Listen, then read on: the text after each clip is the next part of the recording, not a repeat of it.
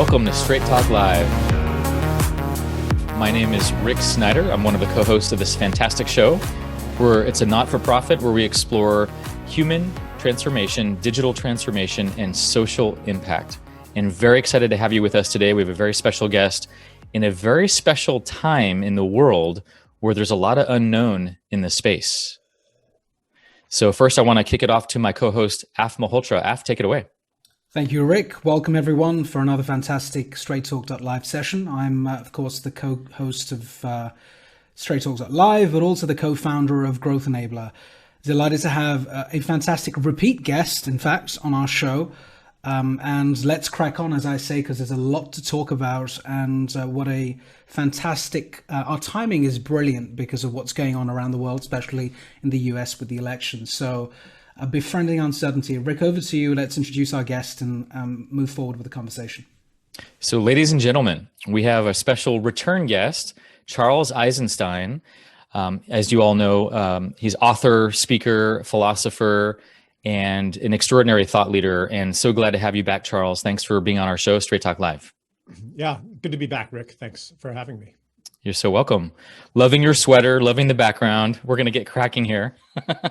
So, what we're exploring today is really this idea around the unknown and how do we actually befriend uncertainty and how challenging that is.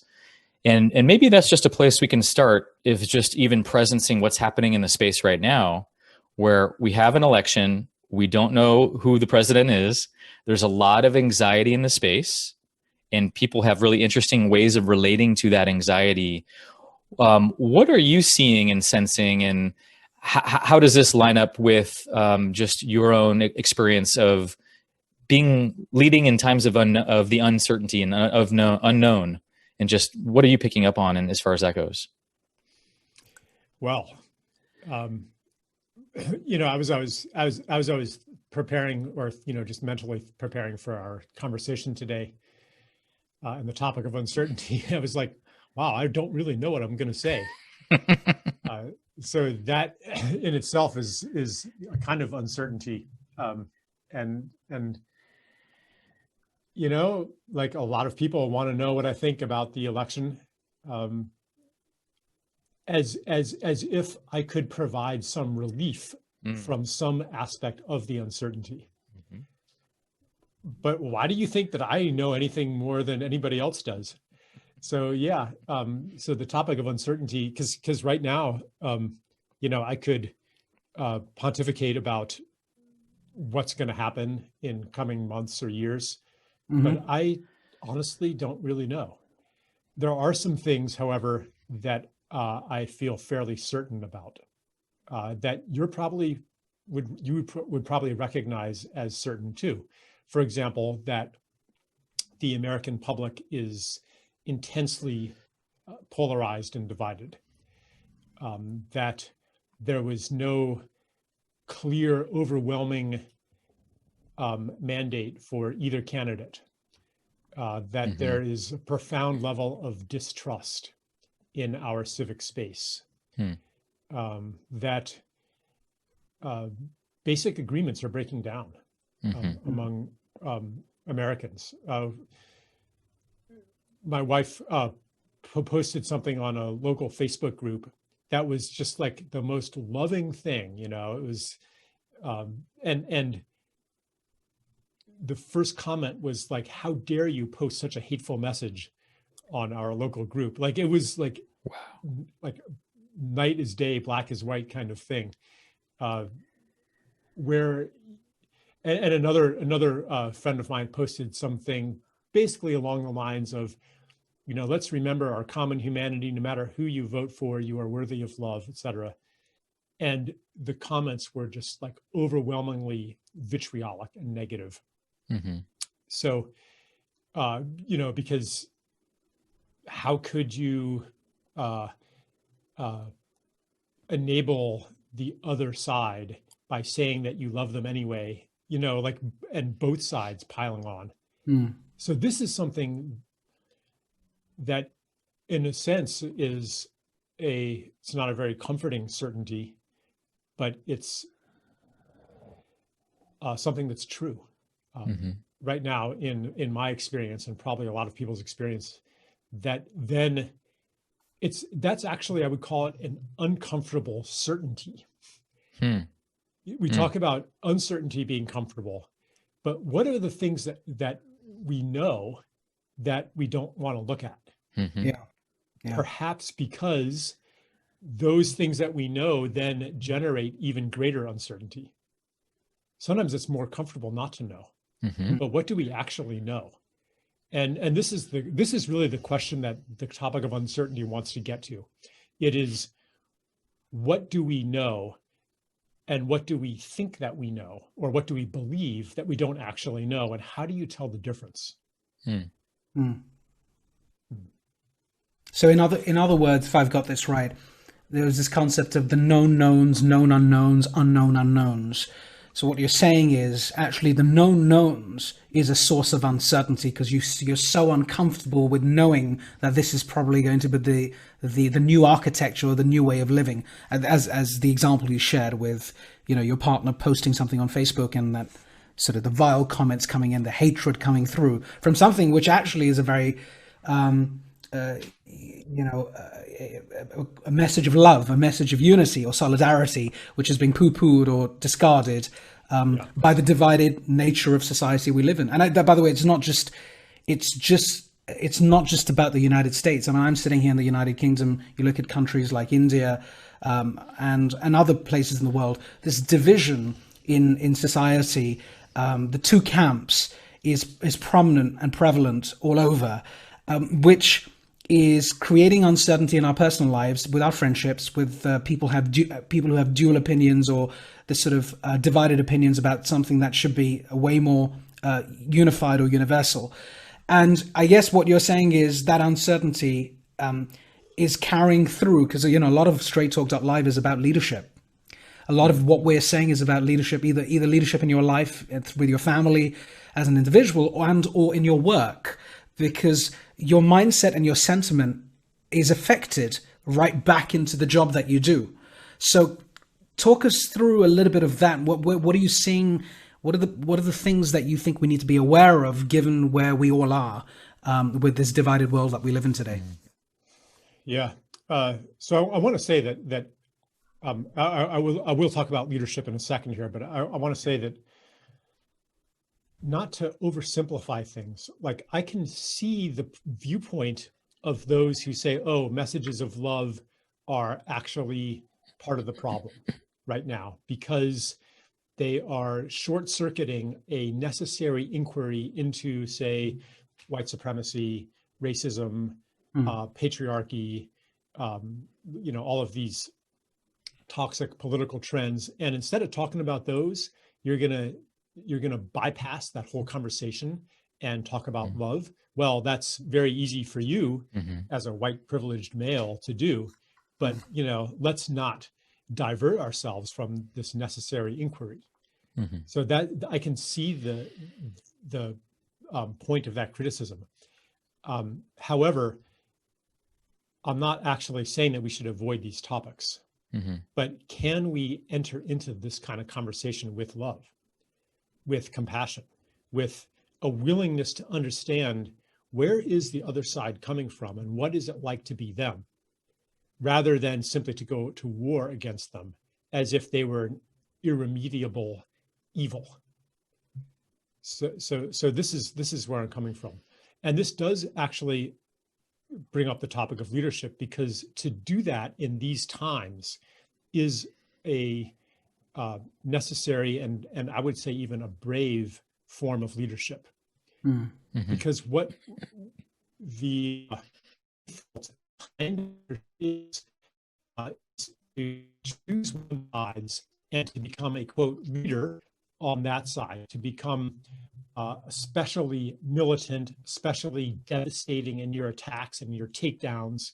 And you can look at the headlines, whether it's the right or the left media, the kind of headline is, so-and-so schools so-and-so, so-and-so rips so-and-so, so-and-so crushes so-and-so.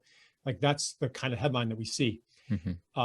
And it seems like those are the leaders. The people who are doing that very effectively are the leaders. However, that is not actually leadership. Leadership is the holding of a new vision and the invitation of other people into that vision. Yeah. So a leader, you could translate this into a business setting where you have a vision of the entrepreneur has a vision of what could be that does not yet exist. And as long as that entrepreneur is only operating in his or her own mind, then nothing happens in the world. But if they're able to hold that vision and transmit it to others and invite others into that vision and effectively show them what they themselves have seen, then you're seeing the development of leadership. And then to continue holding that vision as it is questioned, as it is assaulted by inner and outer forces. So like the inner forces are the forces of doubt. Come on, could that really happen? That's impossible. You're being naive. You're being irresponsible. That's never been done before. If it were such a good idea, somebody else would have done it. Like those kinds of doubts, which then get mixed in with the valid doubts, because maybe you're trying to implement that vision in a way that's not practical. And this part of you is like, hold on, that's not going to work. This isn't how you should do it. And oh no, I must not have doubts. So I'm going to crush that protest. So this is a path of inner introspection, and there's a lot of inner work that goes here to distinguish what is merely an assault on an authentic vision, and what is your process of coming into more higher fidelity alignment with that vision. Yeah. Okay. So anyway, so yeah, that's the business application of it. Yeah. But we can also talk about a new vision for society, a new vision in the political realm, something that almost by definition starts out as being unpopular or starts out as being, it's a new thing. Yeah. So it's not going to easily conform to side A or side B. That is the kind of leadership that we need right now. Because, sorry, can I say one more little thing? Please. Because Yeah, go ahead. if your strategy and prescription for a healed society is that side A, the side that you're on, which is the good side, finally defeats, overwhelms, and dominates side B and wins the war, I'm afraid that the future is going to be a future of endless war. And this is what the election results are showing us. There is no dominating, convincing victory for either side. And the results are showing us through the uncertainty, they're showing us that we need another way. I like how you're interpreting the results that way. There's not a clear yes from the population right now. And what you're having me think about really quick in the frame of business leadership, I'm really seeing this shift happening the last 20 years or so, but even more pronounced now, where there's the old command and control style of leadership, where there's no room for uncertainty. It looks weak.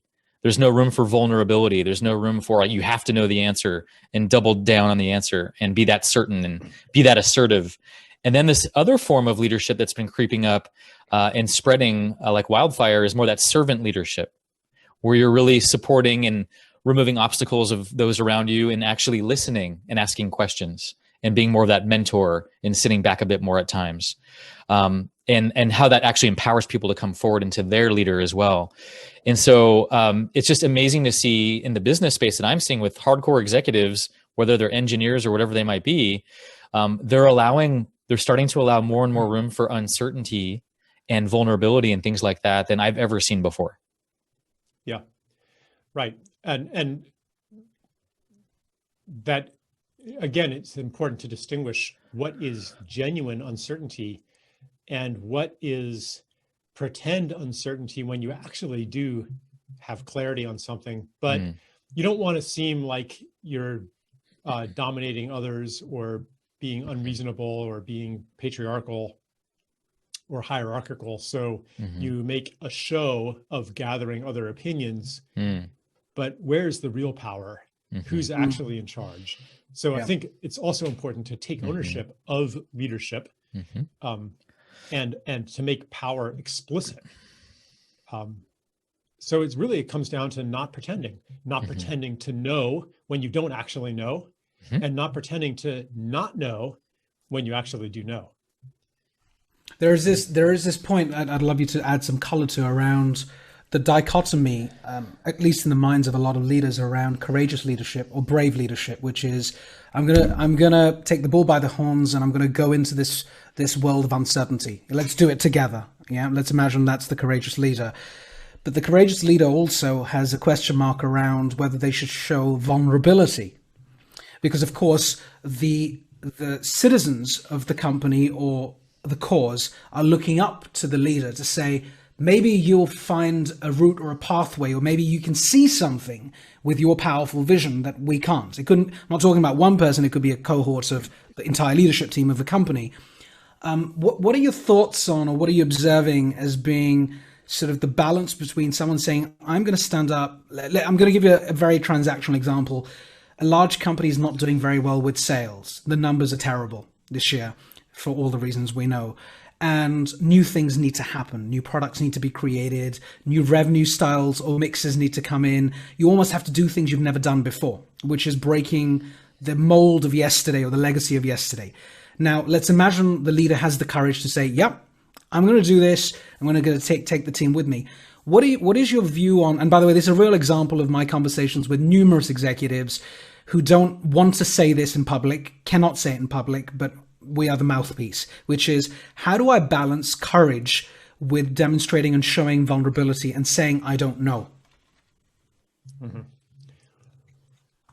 Yeah. So for one thing, there's a wisdom in not making yourself vulnerable to people who are actively trying to hurt you. You know, the ideal is not to be as vulnerable as possible to everybody. Yeah. Okay. That said,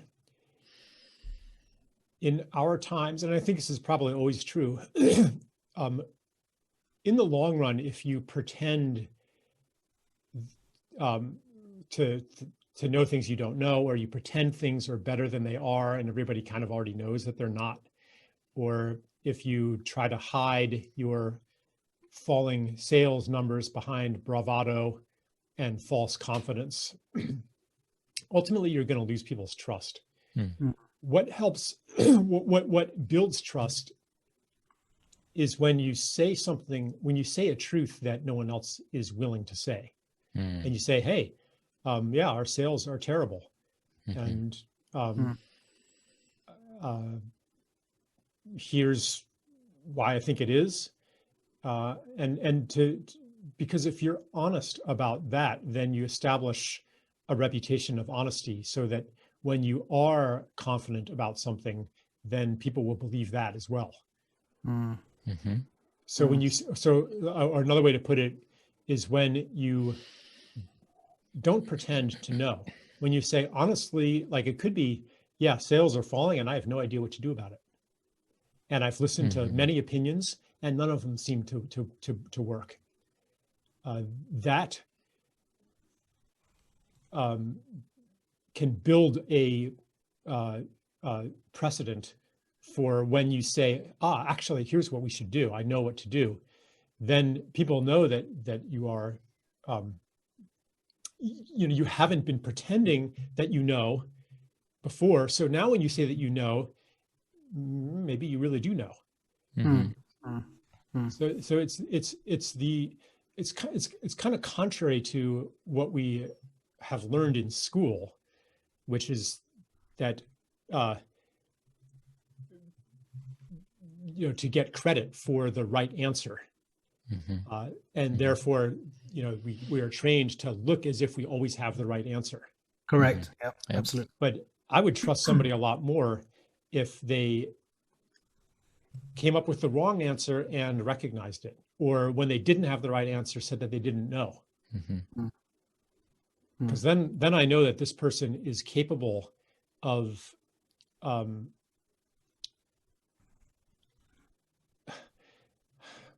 of at a loss for words here. I mean, I think I already said it, that this is a person who's not pretending, not pretending to know. Yeah. Do you think, and that's fantastically answered. And what you're basically saying is show vulnerability, but be cautious about who you're vulnerable to. So that's about understanding your landscape and understanding people. It's not a carte blanche. Well, I'm just vulnerable. I'll be vulnerable with anyone I engage with, because you don't know who your haters or dismantlers are. Vulnerability is not a strategy. Vulnerability Right. is a consequence of speaking speaking an uncomfortable truth. Yeah. You know, there's one thing that we talked about in the pre-call that really excited me around the media. And we had talked about how the media, you know, and we can see it happening right now. Everyone's jockeying for the narrative and trying to control the narrative. And we see that in every country, that's what's happening around the world, and how powerful the media has become and how much influence it has. So I'm curious what you have to say about that, around just narrating, you know, what's true, what's not true in the political, in the civic space. I'd love to hear your perspective on that. This is actually a very similar issue. You know, just like the PR person or the CEO who spins everything to make their company look good and suppresses any news that'll make them look bad. Like when they do come up with good news, you're not going to trust them. You're going to be like, okay, you know, what selective data is that based on? And what hype and what spin are they exercising upon the public? So the same thing with the news. When you have the left and the right controlling narratives, suppressing information, censoring things that don't agree with their agenda, even if it's true. Like there was something that came up around the Hunter Biden stuff, where one pundit on the left said, "Look, this probably is not actually Russian disinformation, but we should treat it as if it is." Because so it's like, who would I trust? I would trust somebody who says, like, say they are pro-Trump, who says, "Wow, Trump did this thing and it's really bad and it's totally unjustified." And when, you know, I'm not going to try to elevate him as this perfect being, this infallible leader, but I'm going to honestly look at what's good and what's bad, what's true and what's false, and go through this process. And at the end, then I come out and support Donald Trump. I'm going to trust that person a lot more. Same thing on the other side. Same thing if someone says, yeah, actually, you know, what Biden did with Ukraine was totally, you know, corrupt. And I still support him for this reason. Like somebody who's willing to take in the full set of data and not filter it out according to what end it serves. That would be refreshing in the current political landscape. But now, if you point out something good about Donald Trump, I mean, I like to say, you know, even a stopped clock is right twice a day, which is a bit of an exaggeration of the case. But just saying, like, if I point out like anything redeeming about Donald Trump, even if it's true, then all of a sudden I'm the enemy. Or on the other side, if I point out, you know, something bad about Donald Trump, I'm like, you know, guys, like he just authorized the building of logging roads in the Tongass National Forest, which is going to devastate this precious ecosystem. It's like, oh, you know, you must be a Biden supporter. I'm like, can't we serve the truth instead of serving who wins and subverting the truth and denying the truth for some other agenda? If you do that and you develop a habit of that, then ultimately you end up living in a delusion. And you become unable to see reality because you're filtering out the parts of reality that are inconvenient. This is a recipe for disaster politically, and it's especially a recipe for disaster in commerce. You know, if you're not seeing something important about the market or about the economic environment because it's not convenient, then ultimately that which is denied, that which is suppressed, is going to come roaring back into your awareness in a very painful way. And this is what's been happening politically in this country. What has the growing misery and poverty and despair, the breakdown of our social contract, the loss of meaning and identity that comes from the breakdown of the overarching story of civilization and development and progress. This is in the form of Donald Trump and QAnon and these conspiracy theories. It is roaring back to bite us. Yeah. We have a couple of questions. Thank you, Charles. We have a couple of questions that we should ask, not wait for the last 15 minutes because they're pertinent. One of the questions from Fatima Zara is, I guess, I'm reading it verbatim, I guess a barrier to conversation is the uncertainty of the outcome of the conversation. How can we overcome that? A real conversation has uncertainty built into it. Mm-hmm. You know, if you are willing to let the conversation go to a place that you are not, that you can't predict or plan or control from the outset, then you're actually in a real conversation. Mm-hmm. If you step into a conversation with a solid agenda of where the conversation is going to go, and I'm going to convince them of this, and I'm going to achieve this goal. I mean, you can call that a conversation, but it's more of a fight, really, a debate, a battle. Mm-hmm. If you are absolutely infallible and certain about everything, then why would you want to enter an open-ended conversation that could take you beyond what you already know? Because you already know it all. Yeah. Correct. Yeah, absolutely. So yeah, we need that kind of conversation where people step in saying, you know, maybe there's something I don't know. Maybe there's something I'm wrong about. And through truly listening to you, I can learn what that is, and I can expand who I am.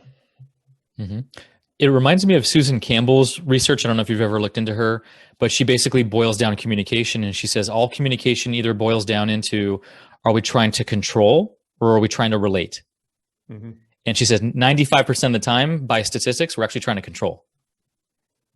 Like what I want you to think about me, or how I might do it subtly or overtly, or whatever it might look like, versus actually being curious and being open and not having that agenda and just trying to relate.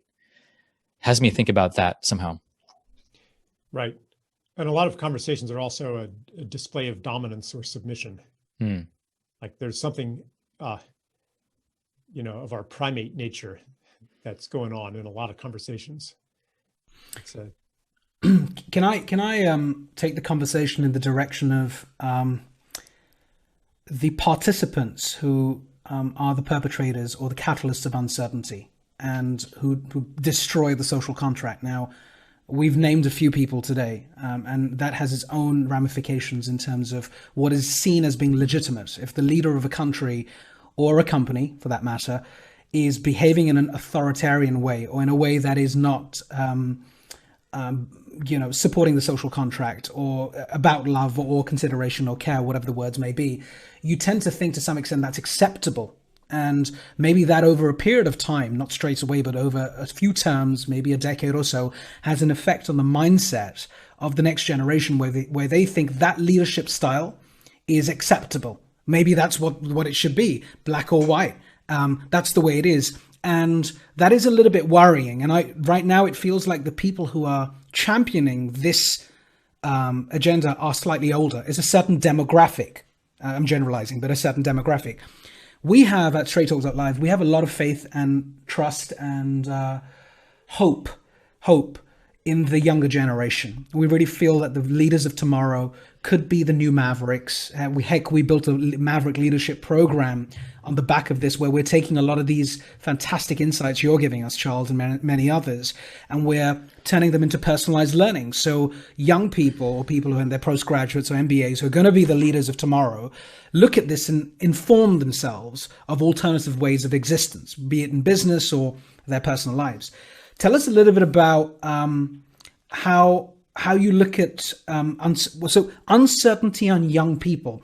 Are they school of thought one, are they already burdened with it to such an extent because they've grown up in this super uncertain environment, recessions, crises, pandemics? Has that allowed them to make friends with uncertainty, befriend it, because they're like, I've had so much of it, I've become used to it? Or has that been a plague? Has that decayed their mental makeup? Has that been a disadvantage for them? What are you seeing in your books, in your research, and your findings, and how do the young generation play a role here for a better future? Just thinking ahead. Yeah. Well, in our educational system, we have a lot of training for authoritarianism. We are rewarded for producing the answers that are validated by the teachers and by our society's systems of knowledge production and knowledge maintenance, called science, called history, philosophy, journalism. And you do well in school if you can parrot those answers, if you can display the opinions and paradigms that you are told are true. Well, today, a lot of the basic beliefs, the basic paradigms that we are told by authority are true, are no longer serving us. And young people especially have, it's hopefully okay to say the word bullshit meter, but they have an inner recognition of what is inauthentic, what is fake, what does not feel true to them, even if they may not be able to muster an intellectual repudiation of what they're being told. Like on some level, they're who they have been born into in our time is incompatible with what they are being told is true of the world and true of life. So this letting go of the certainties that had been foisted upon them by the older generation, it necessarily involves a process of uncertainty. So at this stage of development, uncertainty is I would even say sacred. It's precious. And yes, it's scary, but it's the only way from the old obsolete certainties and ways of seeing and ways of being and ways of living a life into something new. The one of the pitfalls that can arise, though, is that one becomes so comfortable in uncertainty, and even to the extreme of nihilism, and a lot of people also go into this, that they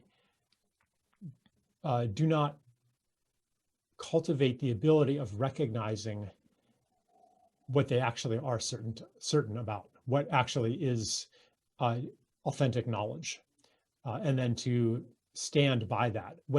Because in a time when you're being lied to, it is a virtue to question everything, to doubt everything, to be skeptical of everything, for your default response to be doubt, to distrust authority. When authority is lying to you, distrust of authority is good. Someday, though, if we're going to have a harmonious society, we're going to have to live in a world where it's actually a virtue to listen to authority, because our authorities have earned our trust. They are trustworthy. They are wise. We're not at that place yet, but there are nonetheless sources of wisdom, inner and outer, that we can begin to learn to trust. And that is, I think, for a lot of young people, if you are, I guess I'm speaking now to young people, if you are going to be the nucleus of a new world, you have to start believing in something. And I'm not going to tell you what that is. And it's probably nothing that is offered to you by either side of the political spectrum. And I'm not saying that both sides are equal, or that there's nothing of value in one side or another. But they are nonetheless both articulations of an old story that we are wanting now to transcend. So you're going to have to find a source of truth that is not already formulated by, at least by the mainstream institutions of our culture. That brings us, thank you for that. That brings us to a very, very compelling question, an important thread about young people again. If I can name the person, Celine, who teaches, she says, I teach sciences at Cambridge University. I wonder how we could incorporate the concept of uncertainty in teaching the new generation, given that we come from the conditioning of certainty. I think what she's trying to say is, how do we at grassroots level teach young people to become comfortable in uncomfortable situations, to make friends with uncertainty, or understand the concept or the origins of it? Much like what we are doing today on Straight Talks Live. So thoughts on that? Is there a way to do it? I mean, I have some thoughts, but what is your thinking? How can education change to be an enabler here in the grand scheme of things? Yeah. Ironically, science is supposed to come from a kind of radical uncertainty or a radical humility that says, we don't know, so we're going to ask. And an experiment is a way of asking. We're gonna see what reality says. That impulse, it's a beautiful impulse. It's the core of what I call the religion of science. It's the core spiritual principle underneath science, the principle of humility, of uncertainty. However, the institutions of science have become quite the opposite of humble. They've become very arrogant, partly because of the questions that they choose to ask and the questions that they choose not to ask, and the institutional confirmation bias that tends to preserve existing paradigms. So I think to bring this comfort with uncertainty into education, especially scientific education, even as just an exercise, to first identify what questions are verboten, what questions are just never being asked, and then to ask those kinds of questions, to do those kinds of experiments, to do the kinds of experiments that Rupert Sheldrake does. Like even to ask the question, can people sense when they're being stared at, even when there's no physical explanation, or at least conventional physical explanation that is ascribable to the four fundamental forces of nature? Can they still sense that they're being stared at? This is, even to ask that question is already heresy. Much less to come up with an answer of yes, like even to ask that question. So this is the scientific version of, how do you know that what you believe is true? How much are you willing to question what you think you know, what you think is already established fact? Politically, somebody is going to have to do an awful lot of questioning of what they think they know, of what they think is established fact. Because, I mean, even if one side is totally right and the other side is totally wrong, well, how is the totally wrong side going to ever change their beliefs if they have a reality filter that only lets in data that justifies their beliefs, and they're never willing to step into the other person's camp? So we need to establish the principle of stepping into the other person's camp. Even if you end up saying, yeah, I think I was right to begin with. I think that, the earth actually is round, and that the earth goes around the sun and it spins on its axis. Okay. But I went into the flat earth camp and took its best arguments and sat in their seat and looked at the world. Like, you may not end up believing every heresy that you investigate, but to establish the principle, not of investigating every single one. Like, I'm not telling people here to go out and investigate flat earth conspiracies, okay?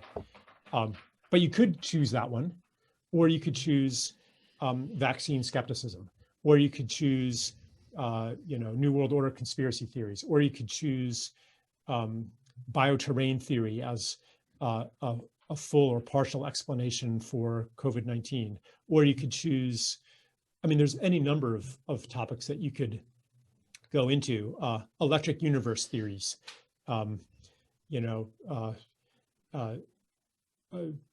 herbal treatments for cancer, whatever it is, you can go into heretical territory, and at least in one topic or a few topics, and make this a practice. So I think in education, this would be very useful. It'd be to say, okay, let's try some radical uncertainty here and visit some heterodox territory and practice that skill and set the example for doing that. Because if I can do it, then maybe my opponents will do it too. Maybe we can invite each other into this uncertainty where, because, actually, I don't think that there is one side that has the full truth in any topic. Yeah. And if we're absolutely. ever going to move Right. as a collective more toward the truth, we're going to have to let go of being right. We're going to have to develop critical thinking skills. We're going to have to develop humility. And then we can actually progress as a species. That's a wonderful way of looking at it. The only bit I would add to that for the person who questioned Celine at Cambridge, I do think over and above what Charles just said, which is pertinent, one of the practical things one should be doing at university is inviting in much like Straight Talk Live, but going beyond that, inviting in individuals who are known to practice uncertainty. Entrepreneurs are a damn good example of those individuals who have probably got a lot of scars. They keep embracing chaos, and eventually they realize their dreams, if at all. And it's almost a practice. Once you get knocked around quite a lot and you're able to get up again and again, you build what I call mental resilience. And I've had to do it myself in my own personal life. And it's a pathway that you have to be on. Unfortunately,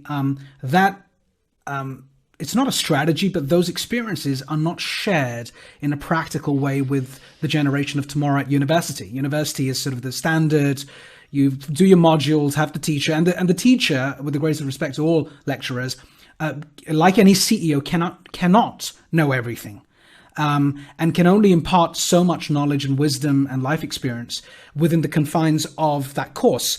And I think the more we bring in, call them mavericks if you wish, the more a Charles Eisenstein turns up at the door of a university to talk about something totally out there related to how you can cope with uncertainty, the more we have such people participating in the education system, I think the greater the chance we're going to see students look up to possibilities. Because I just don't think there are enough role models who practice uncertainty. All of the role models are certain. I'm the CEO of a company. I'll come and talk to you.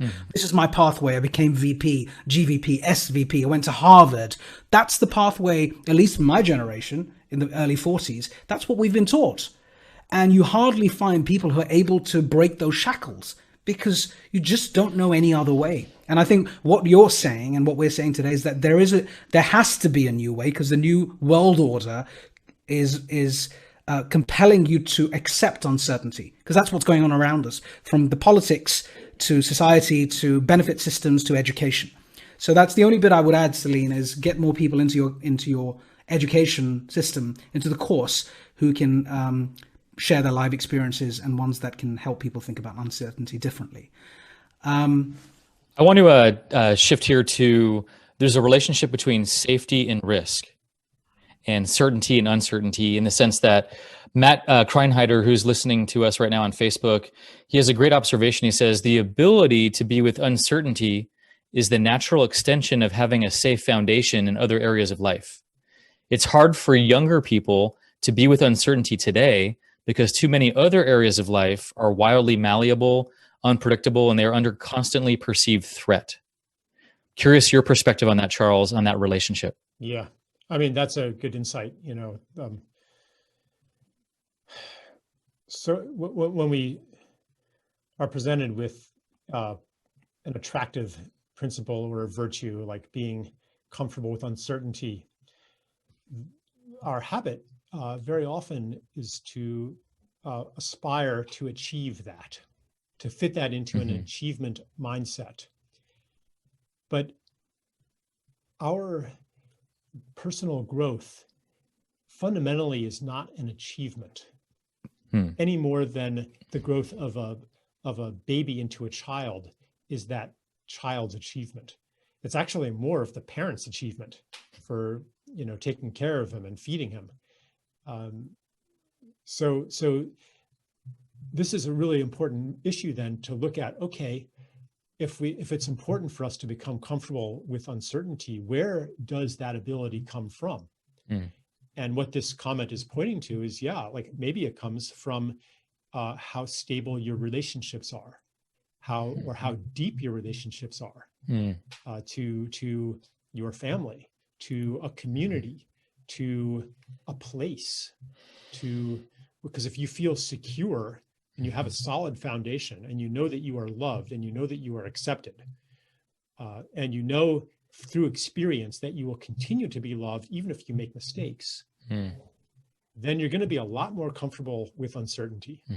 So if somebody is uncomfortable with uncertainty, instead of exhorting them to become more comfortable, which is really a recipe for failure, instead we could ask, how can I make them more comfortable? How can I contribute to the conditions that make them more comfortable? What are the conditions that make them uncomfortable? And maybe one of the core conditions is the experience of being alone, the experience of separation, isolation, loneliness, of not being heard, not being understood, being judged. So, I mean, this is true for me, when I am under attack, I will, and when my correctness is what is going to keep me safe from these attacks, then I'm not going to very easily admit that I was wrong about something. I'm not going to step into the territory of uncertainty. I'm going to present a facade of certainty, not just to the world, but to myself. But if I'm in an environment where it's obvious that I'm loved and accepted, and it's okay to be wrong, and we're all kind of human here together, and I'm seeing other people demonstrate their own uncertainty, and when they do so, seeing the rest of the community continue to love them, then that scared little part of me is like, okay, maybe I can venture into this uncertain territory too. So in a way, the current polarization of society and pretense of certainty and the shutting out of contradictory viewpoints, all of this is a symptom of a breakdown in our belonging, our relational identity, our connection to each other and to place and to all of the things that make a human being whole. Yeah, it's not just some like small thing that we can tweak here. I really like that point, and I think this is a good note to, as we're winding down our last 10 minutes here. Chandras is asking this similar question around how do we actually create more collaborative spaces, whether that's across political lines, cross parties for the betterment of society, whatever domain we're talking about, business, doesn't matter, science, it could be any category. But how do we actually create more of those collaborative spaces given this polarization effect that's been happening? Do you have any practical guidance or experiences that you can point to? Yeah, I mean, there's like on a very practical level, there's a lot of people who have way more expertise than I do in how to actually implement the kind of things I'm talking about. There's circle processes, there's social technologies, there's empathy circles, there's truth and reconciliation committees. There's all of these technologies, nonviolent communication practices. I mean, there's just so much that people have developed to bring into practice the underlying ideal, which is respect, rehumanization of each other, release of judgment, because we have habits of disrespect. We have habits of dehumanization. We have habits of judgment. And these habits may be invisible to us, but if you have a group that is committed to reversing those habits, then the invisible comes to light, and we have the possibility of interacting in a different way. But underneath all of those practices is an understanding and an ideal and a commitment to change. And I think also another indispensable factor is that the group has to have something that it believes in, and the individuals in the group have to be in coherent belief and commitment to something beyond themselves. So if you gather a group and you say the purpose of this group is to communicate respectfully, like, why? Like, what are you actually doing together? Because when it gets tough, when it gets uncomfortable, you're going to want to leave. What's going to keep you there? Well, one thing that'll keep you there is that you care so much about what the group wants to accomplish that you're going to stay, and you're going to make the ego sacrifices necessary, including the sacrifice of certainty, including the sacrifice of being right and looking smart and looking right to the group, because you care about something else. So fundamentally, this is about reconnecting to our care, what we care about in the world and why we're here in the world beyond ourselves. And this is at the center of the healing of our collective story. Why are we here? This has ramifications for business too, of course. Why are you here? Are you here to maximize your return on investment? Is that really why you're here? To die as rich as possible, as safe as possible, as comfortable as possible? No. You are here to create something in the world that's meaningful. You are here to contribute to life and beauty on Earth. And every form of human creativity, including business, ultimately wants to express that. When we connect to that, then the courage, because if you care about that more than you care about your reputation, or more than you care about being right, or having been right all along, then you're going to be willing to sacrifice your correctness and your image on the altar of this thing you care about even more. So fundamentally, it is connecting with a purpose as narrated by a new story. Because the old story says, yeah, you're here to maximize rational self-interest or reproductive self-interest if you're a biologist. But yeah, that's not why we're here.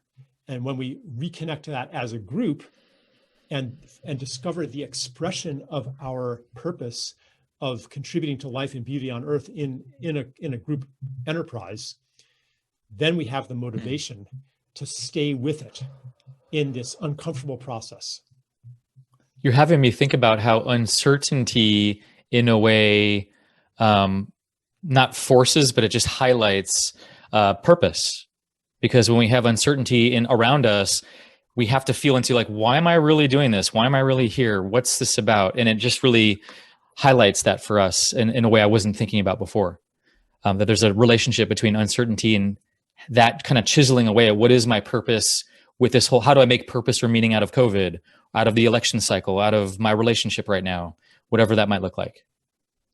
Yeah. I also think, sorry if I may, I think the way I've dealt with uncertainty, because this is about personal, you talked about your personal situation when you were being attacked and how you deal with it, right?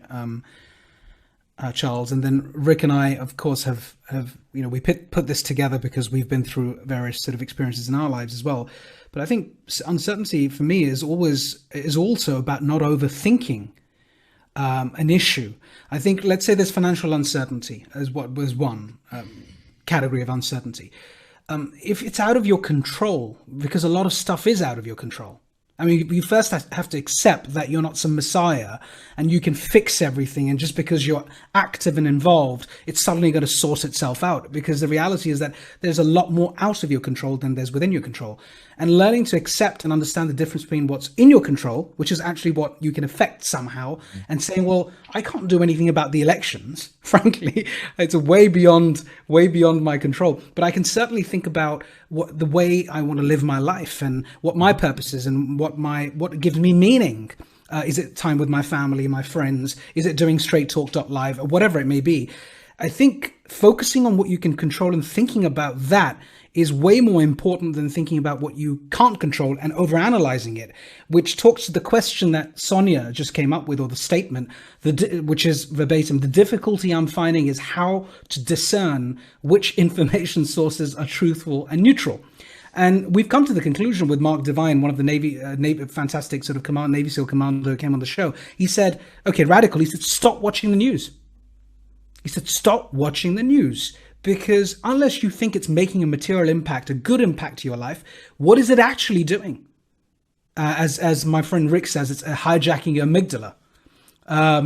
And so I just wanted to make that final point for the last couple of minutes. But are there any other questions, Rick, that I haven't seen? There seem to be loads coming in. We're going to try and deal with all of them. There's one coming from FB again. Should I take that, or do you want to take that? Yeah, sure. So Erin Lim, hello, Erin. I know Erin. She remarks that uncertainty highlights purpose. I love this. Many companies during this time right now are doing the same thing, and that clarity trickles down from hiring to product development, of just really how everything is changing every bloody second. Technology is changing every second, and that's forcing that kind of coming back to purpose, coming back to creativity, to curiosity, and some of those inherent values that we're talking about today. That's one of her observations.